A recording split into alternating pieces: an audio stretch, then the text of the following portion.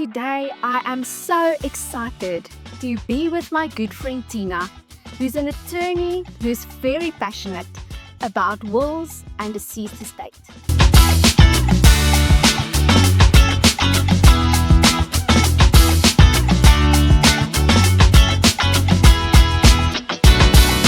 This is Fill in the Blanks podcast, where we are not afraid to have the hard conversations and we encourage family members to do the same. Today, I am so excited to be with my good friend Tina, who's an attorney who's very passionate about wills and deceased estate. Tina, welcome to Fill in the Blanks podcast. We're so happy to have you. Thank you, Ilani. I'm happy to be here. Great. Tell us the audience a little bit about yourself. You have a lot of accolades under that belt, so please share with the audience. Thank you, Ilani. I have been in practice for 30 years. I am a senior director at Savage and Adams. One of my passions is helping people tackle the difficult discussion of death and to point out that it is really not such a difficult topic. It's something we all need to share and discuss and make it easier for our loved ones once we are no longer there and cannot voice our wishes. So my passion is really just to educate people and to make it easier for them to have those conversations. So Tina, where do we start? Where do we start with this difficult conversation, thinking about death, your will, a living will? Where do people start? So to talk about it is one of the first steps one needs to take, and that must be done when you are of sound mind. It doesn't help to have those conversations when you can no longer think correctly or you can no longer voice your wishes. So now is the best time. There's no better time than now to sit down, have those conversations and build on them. It's not a conversation that has to start and end today. You can build on it. So you can raise the topic, you can discuss things. I have a lovely booklet that I use, which makes provision for all sorts of things. Your best wishes, your memories, your friends, your passions, your habits, your family tradition, how you would like to be remembered, messages to your family. Yeah. And that is a document you build on. So a will is something you discuss, and it must be put in writing. It must be correctly signed and witnessed for it to be valid. And you can change it whenever you want to. So you can draw up a will today.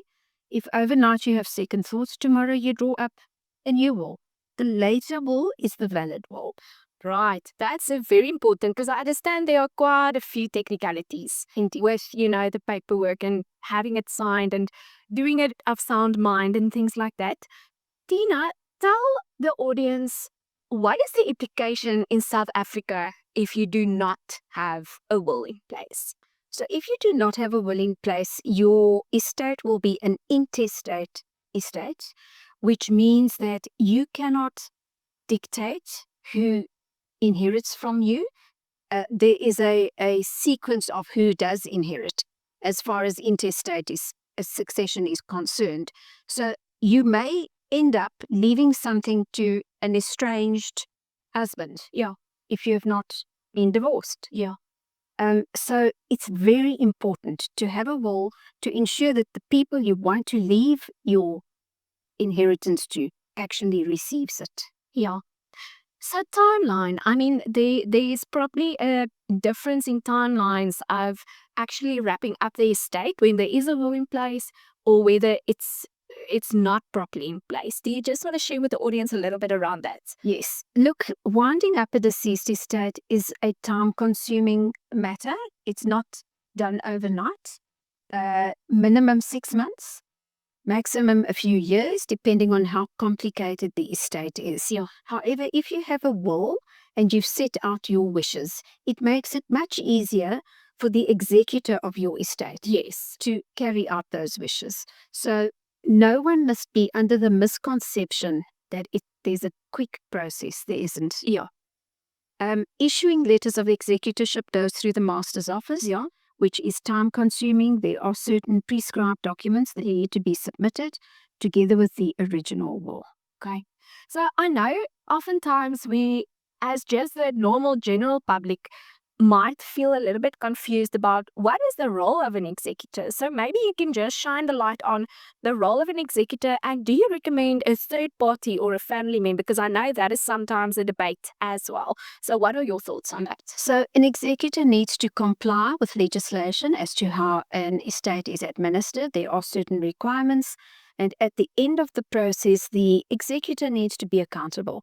So once everything has been tied up, the executor submits to the master what we call a liquidation and distribution account, which is really the account which shows what was in the estate, how it was converted to cash or transferred if it's property, and who inherited. So that must comply with the will.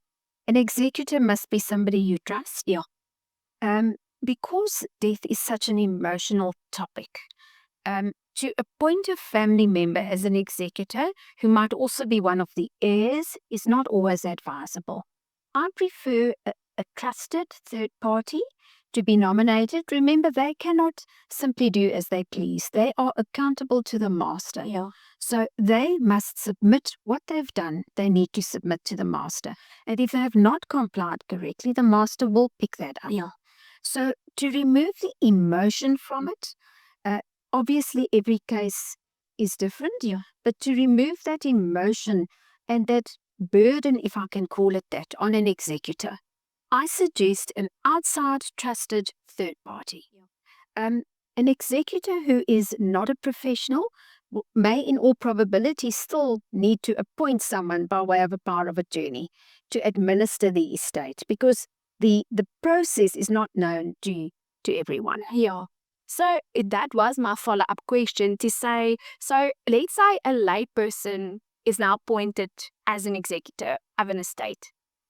I wonder how many times you've sat across the table from family members like that and how things played out. Do you maybe want to shine a light on a story or two just to showcase how important it is to not burden family members who also need to deal with the emotions around the death with the administrative part of this as well? Indeed, I've had a matter where husband and wife appointed the same executor. It was a family member. The first dying's estate took very long to wind up. There were certain issues, and of course the spouse became upset because she needed her inheritance. Yeah. And that caused a family feud. So much so that the wife then changed the executor in her will. Yeah. So to avoid those unpleasant situations, those parties were no longer speaking to each other. So you think you're appointing a family member and doing the correct thing? Yeah. It's not. It's hugely emotional, and what's priority to you may not be priority to that family member. It's easier if it's a third person, because then you can really say, but you're not complying. Really, I've appointed you, you're not complying. When it's a family member, the emotion becomes a problem. Yeah. And specifically, Tina, you mentioned about having it signed in the correct manner, making sure that the document has been drafted correctly. So, how do people go about that process? So what's the first step in, getting a will drawn up, signed correctly, stored correctly, and then making sure that the executor is in place properly as well? So the ABCs of where our audience can start to get that in place. So as I've mentioned, I've been dealing with administration of deceased estates for many years. There was a time where you could buy an off-the-shelf will at one of the stationery stores. People signed it, kept it at home, and many times that was not a valid document because it was not correctly signed or not correctly witnessed, or it was a very generic will. A will needs to be bespoke. It needs to be drafted in accordance to your wishes and your assets. Yeah.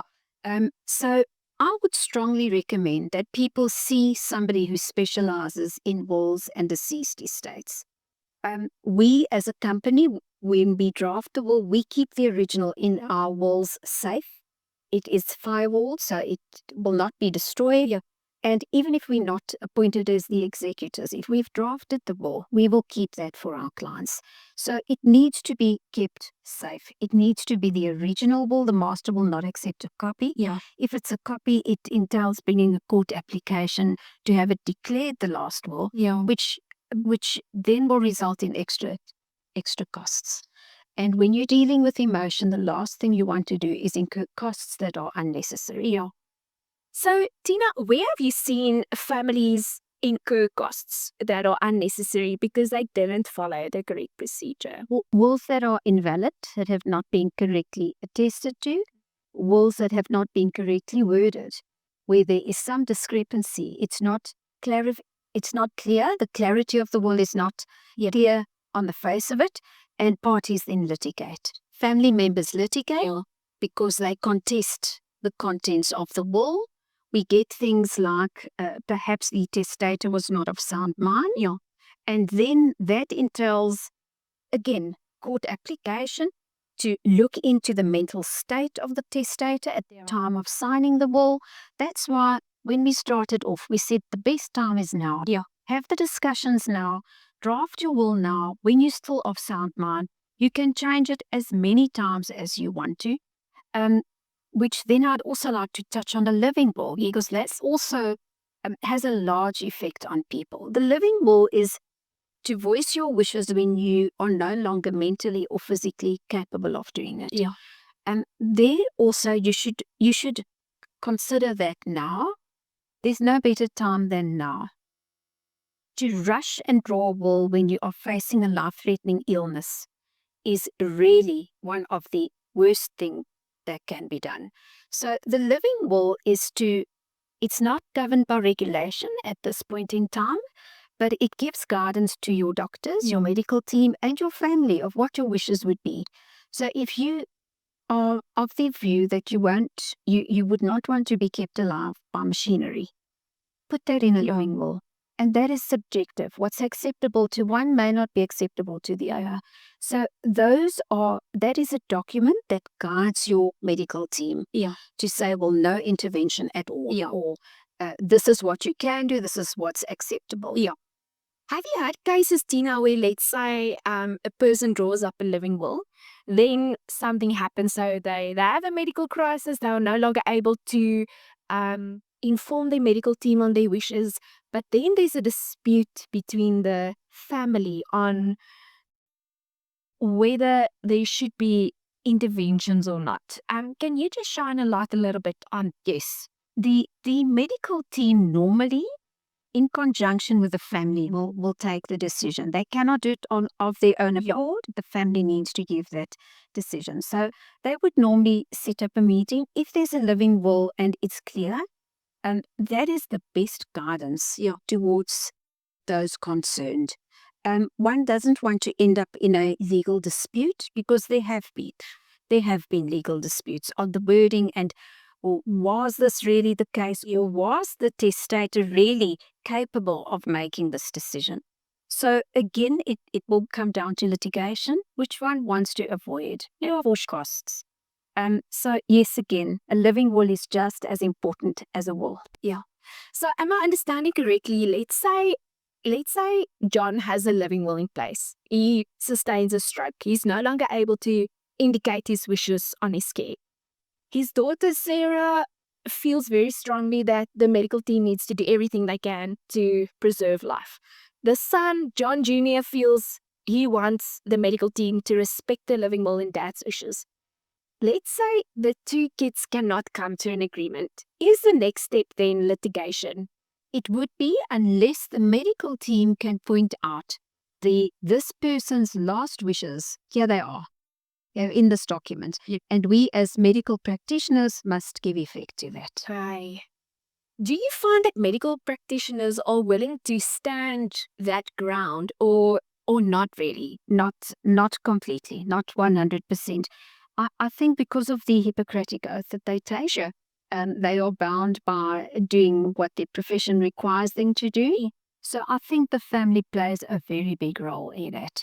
And they will, I think, do everything to try and get all parties ad idem of what needs to be. Sure. So what I'm hearing, Tina, is it's extremely important as a family to be on the same page. Indeed. Right. Indeed. Tina, usually I think the perception as a younger person is I'll get to it. I'll get to drawing up my will, or I'll get to drawing up my living will in due course and in due time.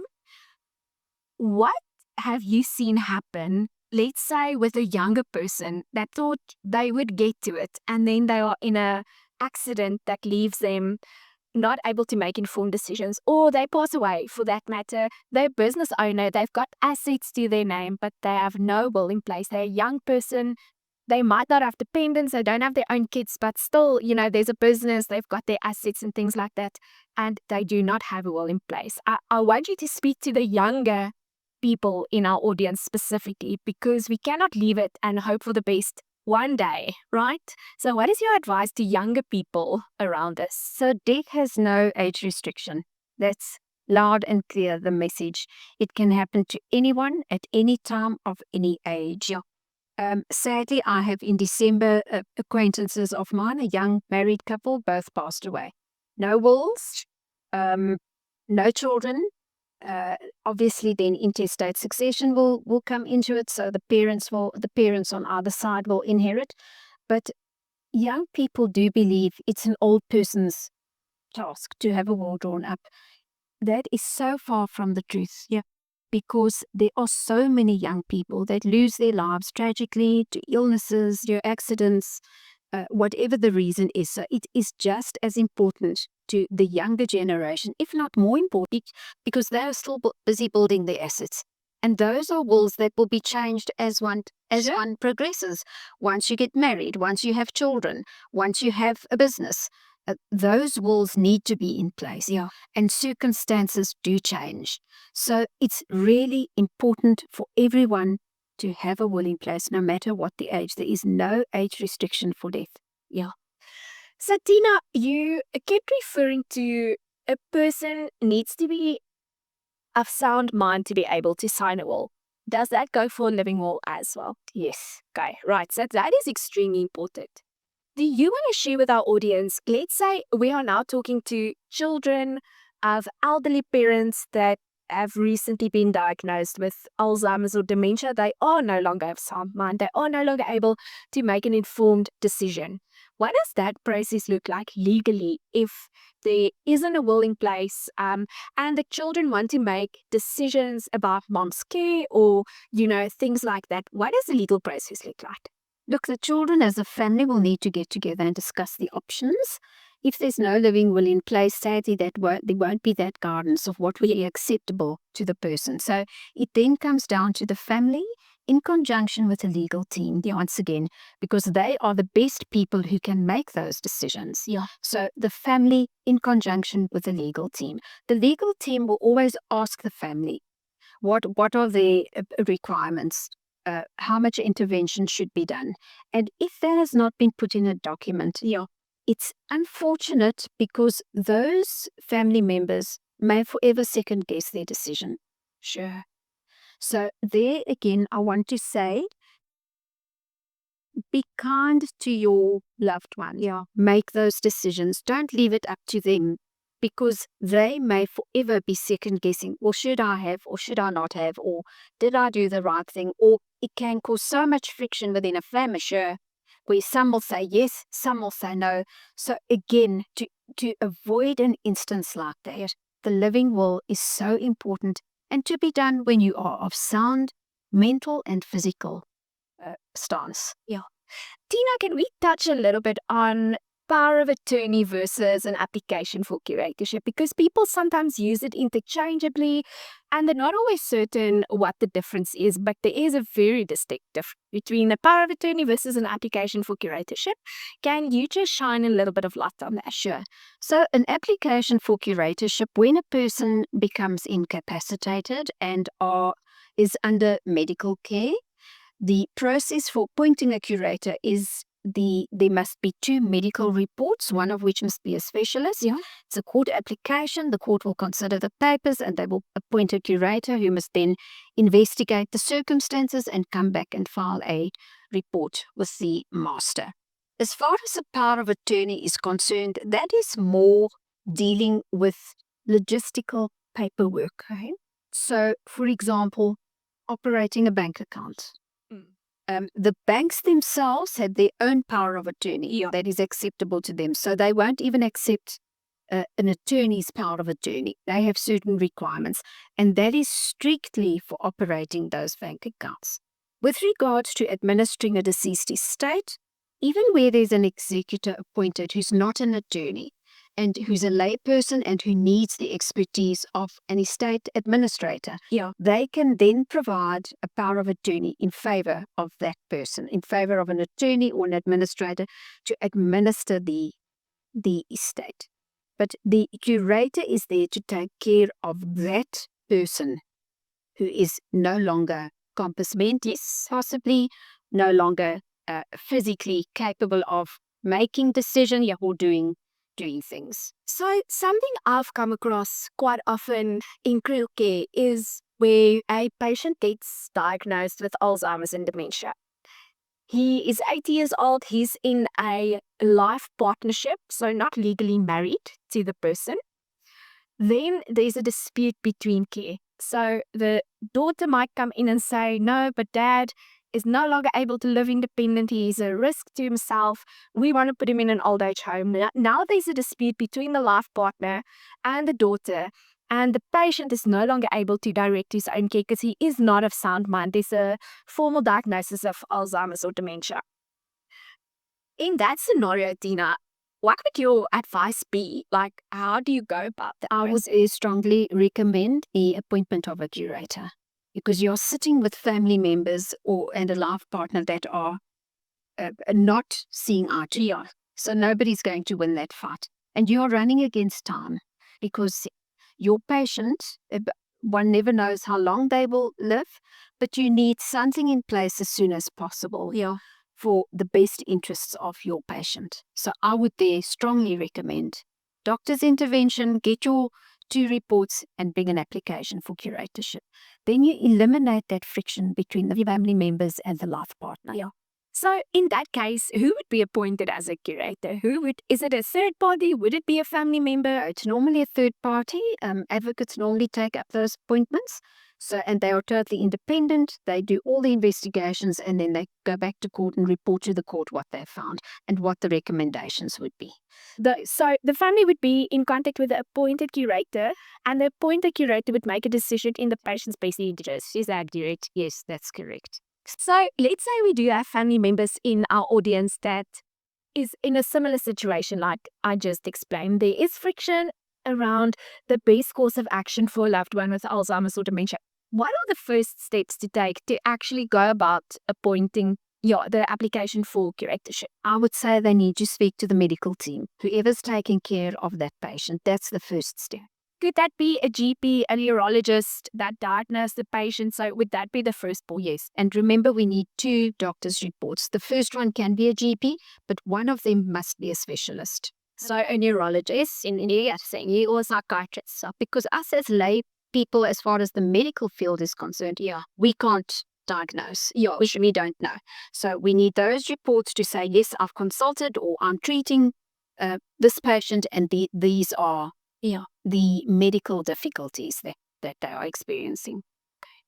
So Tina, just as a final thought, we've run through quite a couple of things, from a will to having a will to not having a will, the implication thereof, to curatorship applications, to the living will. These are extremely important things for our audience, specifically with either loved ones that have an incurable disease or diagnosed with Alzheimer's or dementia, to know. And as a kicking off point, do you have some final thoughts that, just from your heart, having worked in the industry for the last 30 years, having seen countless cases that had a will in place, didn't have a will in place, the implications, the heartache around it, just the family dynamics, how that played out, do you want to share a couple of final thoughts from your heart with our audience in this regard? Yes, I think it will be a gesture of love towards your family to have those discussions, to jot down those wishes, to build on that. You don't need to voice your final thoughts all in one,